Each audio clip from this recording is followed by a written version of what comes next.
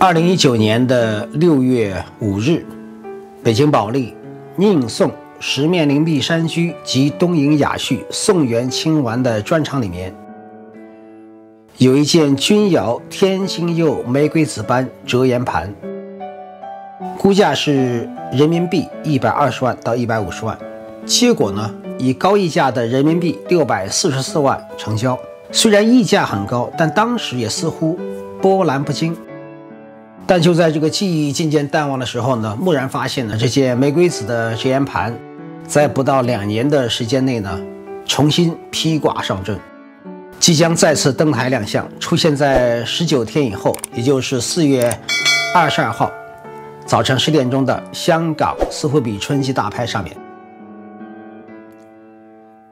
带着前一场拍卖的余温，地点呢从北京保利转换舞台到香港的斯富比，但是它的估价呢已经猛增到了港币1800万到2500万。很奇怪的是呢，看到这条信息的时候，我脑子里蹦出来的竟然是不搭调的孔老夫子的一句话：子在川上曰，逝者如斯夫，不舍昼夜。显然呢，这句感叹人事变化的话放在这里是不合适的，在那儿强调速度之快也算勉强，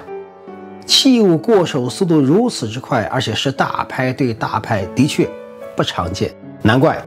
朋友圈有人惊讶，是斯富比捡北京保利的漏，还是要将保利的军？诚实讲呢，类似惊讶我也有。其实令我惊讶的地方有2点。第一呢，此类钧窑紫斑折岩盘并不鲜见，各大博物馆呢也都有收藏，历年拍卖呢有屡次出现类似的器物，成交记录呢大概从几十万港币到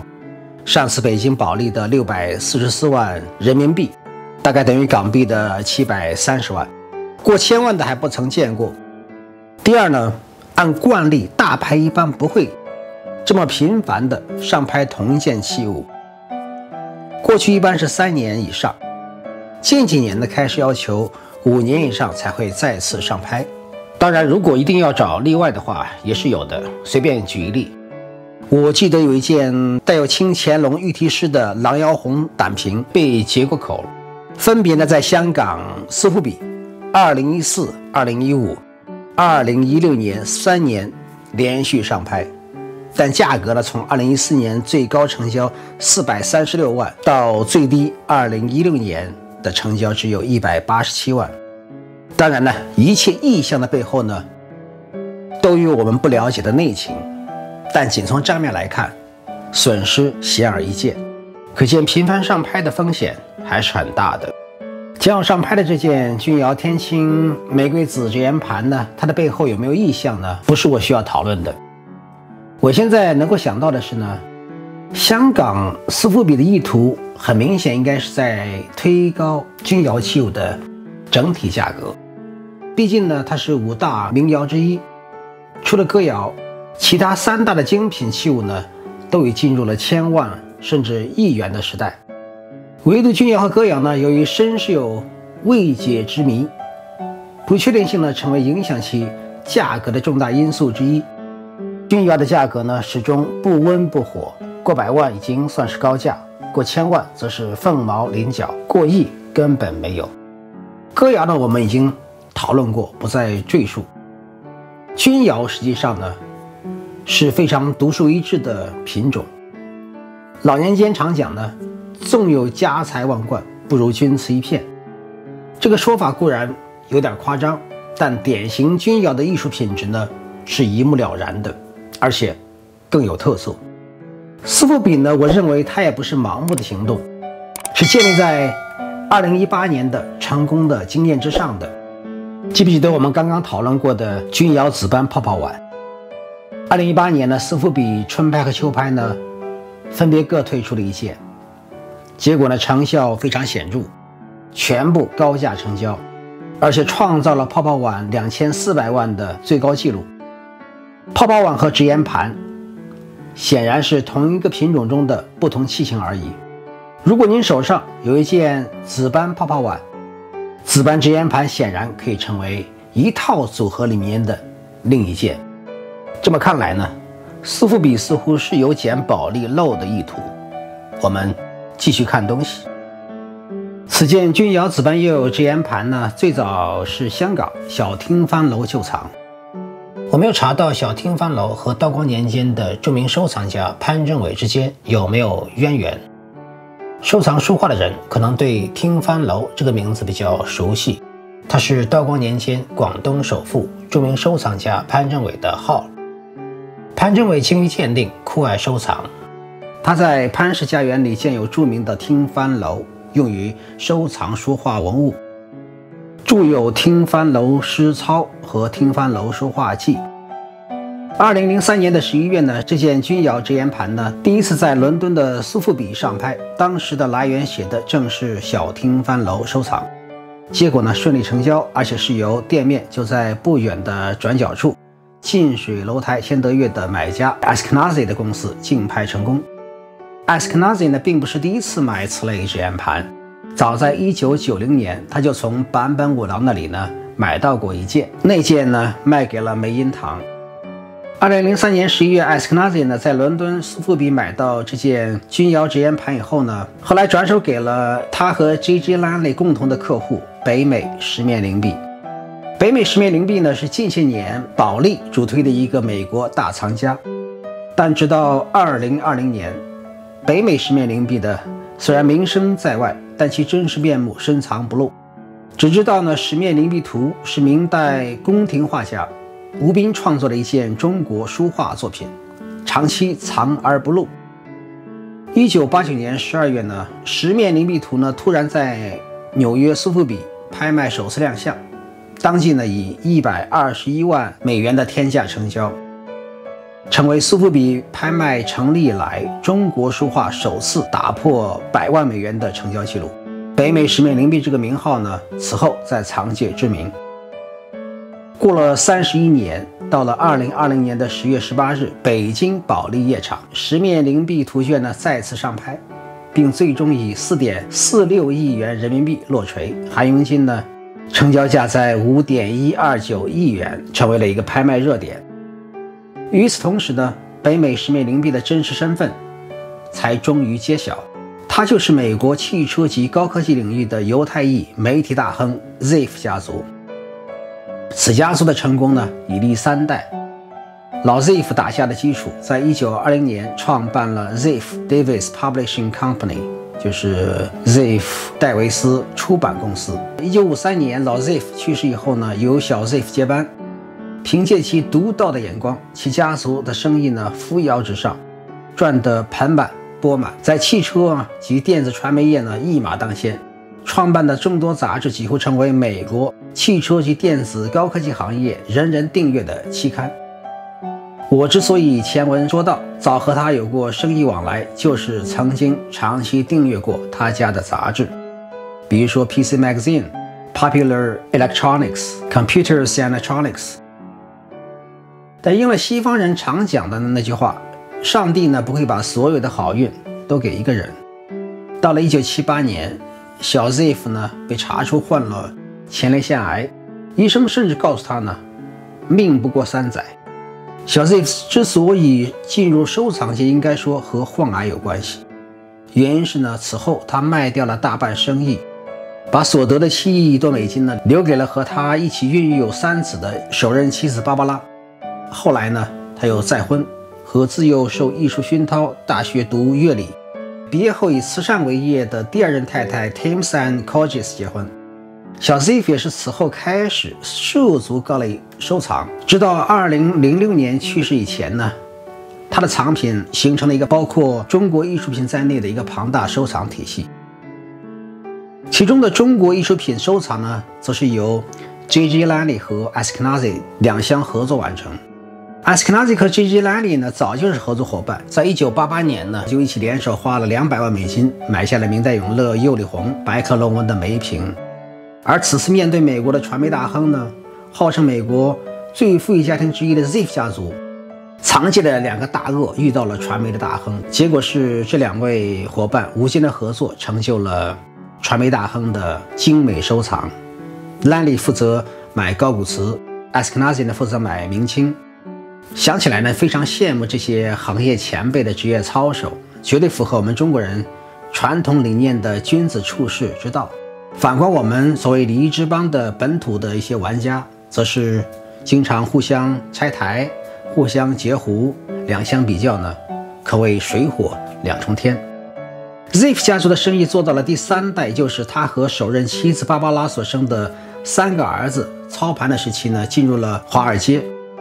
芭芭拉为小 Ziff 生了3个儿子呢，曾经是投资界极有名气的 Ziff 3兄弟。但大概是在2014年开始呢 ，Ziff 3兄弟占有股份的奥氏资本呢，被美国司法部调查，陷入了某贿赂大案，最终呢，以被罚款4亿美金脱身。从此呢，北美10面灵币的产品开始分批释出，到10面灵币图卷在2020年上拍达到高潮。但不知为什么，苏富比此次上拍这件钧窑紫斑折沿盘的说明中，并未提到北美10面灵币这个来源，只是简单的讲重要美国私人收藏。另外，这件钧窑紫斑折沿盘呢，也有多次出版和展览的记录，我不再叙述，是简单的列一下。我已经是尽量简单解说和这件钧窑折沿盘相关的传承故事，以免拖得太长。但也林林总总说了一大堆。其实呢，我一贯认为，一件好的藏品总是能够让人津津乐道，有诉说不尽的故事。但传承的故事归故事，器物的基本面，也就是这件钧窑紫斑折沿盘本身的品质，才是决定其价值的根本。那么应该做如何的判断呢？以我的经验和认知呢，我认为判断这件金代折沿盘的价值，首先是要判断准确它的路分。这里我总结了几个指标供大家来参考。通过观察此类钧窑器物底座的工艺特征呢，可以对路分做一个基本的判断。它的底座有3种做法，最普通的就是釉不到底，仅仅占到盘子外侧的1半左右，其余是沙底，胎子比较粗。2020年12月18日，香港苏富比上拍过一件 J.G. Lally 的旧藏，也是一件钧窑天青釉紫斑折沿盘，就属于此一级别。其成交价格呢，仅仅是378000港币。而且这只盘子在8年前的2012年的 Christie 纽约也上拍过一次，成交价是美金52500块。去掉拍卖行的佣金，前后比较呢，绝对是做了一笔赔钱的买卖。第2种底座的工艺做法是仅仅圈足部分露胎，但是没有支钉。苏富比香港呢，2017年的4月5日拍过一件属于此类的盘子，当时估价是40到60万港币，但由于颜色不好，外加满身都是开片，没有卖掉。另外呢，保利厦门2018年春季拍卖会呢，也有一件属于此一级别的钧窑玫瑰紫斑折沿盘，当时估价是100到200万人民币，结果成交是299万。最好的就是第3类，整齐满釉，圈足内的支钉有3个、4个或者5个，